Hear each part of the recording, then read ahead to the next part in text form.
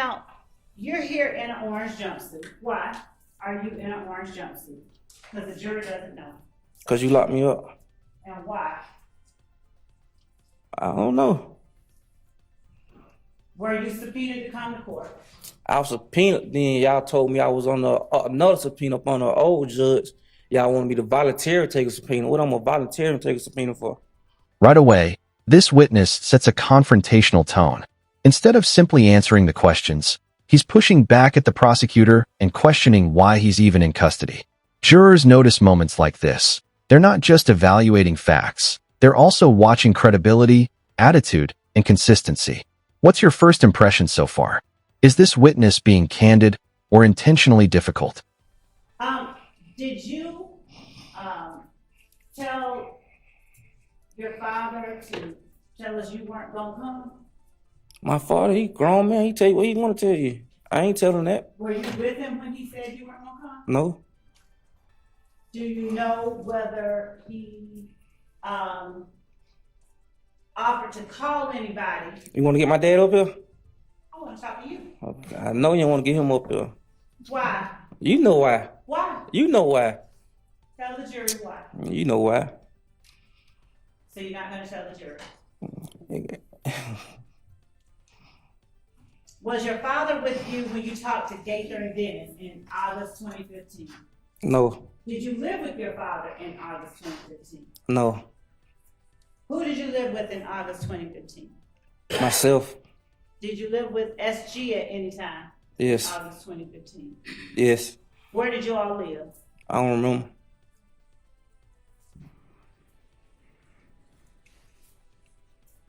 You said that you were closest with Moontum, or you were coolest with Moontum. All right. Were you coolest with Moontum in April 2015? April. Yes. And were you cooler with Moontum than you were, say, Shannon? Yes. All right. Now, in April 2015, were you also cooler with Demekion? Yes. April 28th, 2015. Do you remember being with those people? Yes. Where? Don't we caught our case? We was in the car together. What kind of car? I don't remember what kind of car.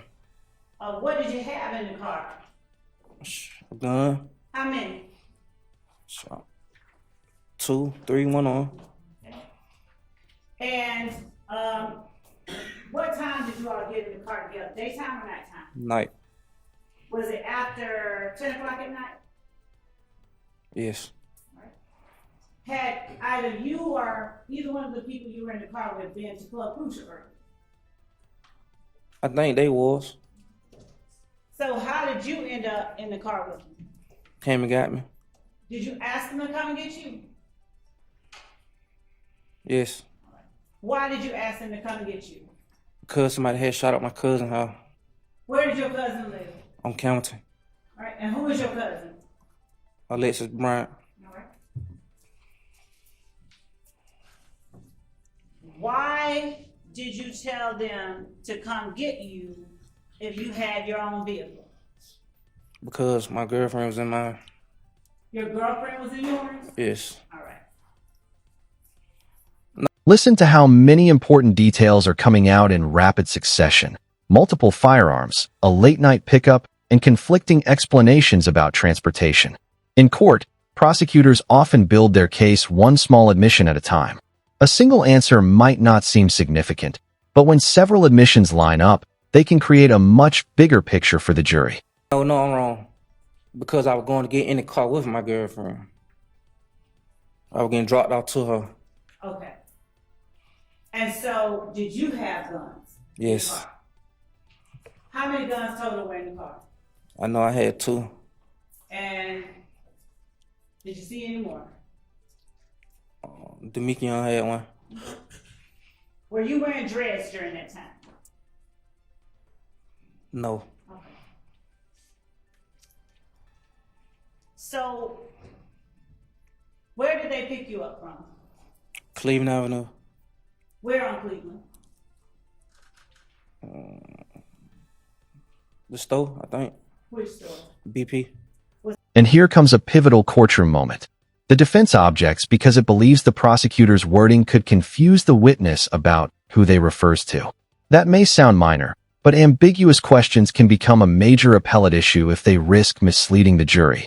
Precision in questioning isn't just good practice. It's a cornerstone of a fair trial. Is that the same one you were at with that gun? Yes. Where you got arrested in May? Yes. Okay. So, do you just normally hang out at the BP with guns? Yes. All right. So when they came and got you, what did they do? Yes. Hey, I'm trying to figure out who we're talking about. Your Honor, I, first of all, asked him about people, and then I referred to those people specifically.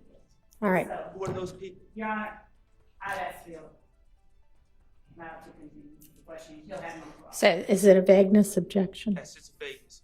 Your Honor, I was specific. I asked him about a specific set of people. I don't know and what- I specifically referred to them. Yeah, why would Maybe. we want to know I'm what we're talking about?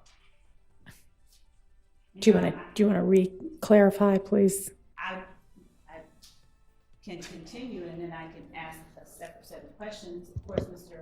Sharp has him on cross. Well, I think we should be clear about what we're talking about right now. Ask, Thank you. Go ahead and clarify. when I asked you about Garlington, Moncton, and Shannon, You said Garlington and Moncton. you didn't hear me say Shannon? No. Yes. That Let's take a break. was to Hang on. Let's just take our mid-afternoon break right now. All right, Mr. Sharp. Your Honor, what just happened was completely dishonest. Notice the judge stepping in here. This isn't about picking sides. It's about courtroom procedure. Judges have broad authority to control how attorneys question witnesses and to keep proceedings orderly.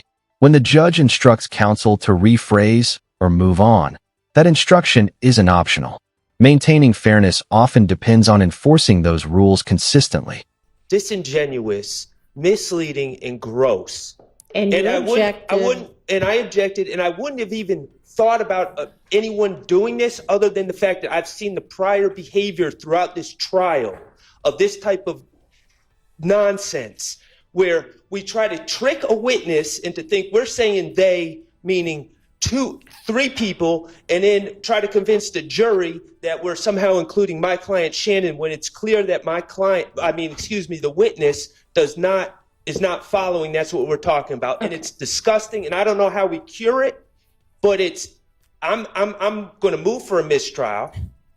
I think it was completely intentional. Obviously, it was calculated. Obviously, when I asked for clarification, I would think anyone seeking the truth would gladly clarify. I'm seeking the truth. I would gladly clarify. No, it's sheepish grin and then. All right, I understand your objection, and I understand what you were saying past that objection. Miss Love, I think may I one thing respond? no, you need to listen. I think that one thing that needs to happen is when an objection is made and you are given an opportunity to respond and I make a ruling, even if that ruling is please clarify, that you then need to obey what my order is instead of continuing to argue. Your Honor, when I ask for clarification and consideration, I believe that as an advocate and as a person who is actually representing the victims who have been victimized in this case and who is representing as much as actually more than an officer of this court, and I represent something, I believe that the state has as much right to express, to request, and to ask for consideration and for an allowance to ask the questions that it wishes to ask as the defense does. I believe, Your Honor, the objection that was made, and I understand what Mr. Sharp said, but there are a couple of things at play here. One, Mr. Sharp is well aware that Mr. Zachary has said that his client was with him. He has said it in the interview that I'm holding in my hand. He is not being honest with the court when he is claiming that Mr. Zachary had no idea what I was talking about. I literally said Shannon, Demikion, and Muktum, and I asked him how close he was with each of them. Now the defense raises one of the biggest requests you can make during a trial, a motion for a mistrial. Contrary to what TV dramas suggest, mistrials aren't granted just because attorneys argue. The moving party usually has to convince the judge that something happened which was so unfair that it can't realistically be fixed with instructions or further testimony. That's a very high legal bar. Right. And then we went from that to his girlfriend, and then it was not unreasonable. And the objection could just be, vague, but it was not unreasonable to object to make sure that it was clear what the question was, who the they was in the question. And when I say clarify, that needs to be the end of it. And you need to ask a different question, rephrase the question, and let's move on. And there shouldn't be an issue with it. Yes, Your Honor. If the state is not allowed to ask for clarification or consideration, that I understand. don't know what you mean by that. Your Honor, when I A asked, clarification of my ruling, is that what you mean? when I asked for permission beyond what the court has instructed, I did not know that I should not do that, so I won't do that anymore. That's not what was going on. You're basically, it seems to say, I'm asking permission to do something other than what the court has just ordered me to do. And so if that's what it is, then no, you cannot do that.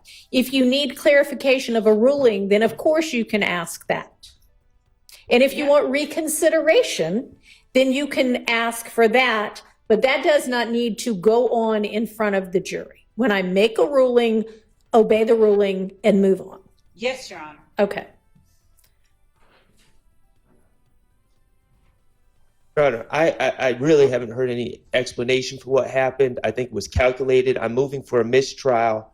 In the alternative, Your Honor, I do believe that there needs to be a curative instruction, or at least it needs to be clarified who they was. It doesn't matter what he said in the past. He lied in the past. I've already said that. I know what he said in the past. All right. But what he's We testifying... don't know, you don't know that he lied. You don't know what the truth is and what the lie is if they are inconsistent. And there may even be a reason for that. Although The judge's decision to review the transcript before ruling is exactly what you'd expect in a careful courtroom. Rather than relying on memory or emotion, the court goes back to the exact words that were spoken. Sometimes a single phrase can determine whether an objection is overruled, sustained, or whether a mistrial motion has any chance at all. Based on everything you've heard, do you think the prosecutor crossed the line, or was this simply a misunderstanding that the judge could correct? if they're virtually diametrically opposed, there probably is not an explanation. But when you say he lied, we don't know that. Okay. Just like Miss Love doesn't know when he lied. Well, I'll put it like this. Mr. Stillwell was never charged with those crimes. And Miss Love was not asking about what he said in 2015. She was asking about today. I understand. And today, he was clearly responding, they meaning Mr. Garlington. And, well, it's clear to me. I don't believe it's clear to the jury. Don't talk while he's talking. And I believe it needs to be clarified immediately because, of course, I will have an opportunity to cross, but I will probably not have an opportunity to cross for about 4 days. And I don't think we should be misleading the jury on direct. All right, I'm going to look back at what the transcript says. Thank you. I mean, and Miss Love, you may, given that there's now a motion for mistrial on the floor, in assertion that you did things purposefully, you may respond to that. I vehemently object to the mistrial. I vehemently object to any mistrial, and I beg the court to look at the transcript and see what I said right before I asked him the people that I just mentioned. And I would ask that the court, I mean, if the court deems it appropriate that such language is gross and all of the disparaging remarks made by counsel for the defendants are appropriate, that's one thing. But I'd ask that the court limit that type of behavior, which is, not becoming of officers of the court. I agree with that. It is not becoming. All right, y'all can take a break if you want to. I'm going to take a look at this transcript.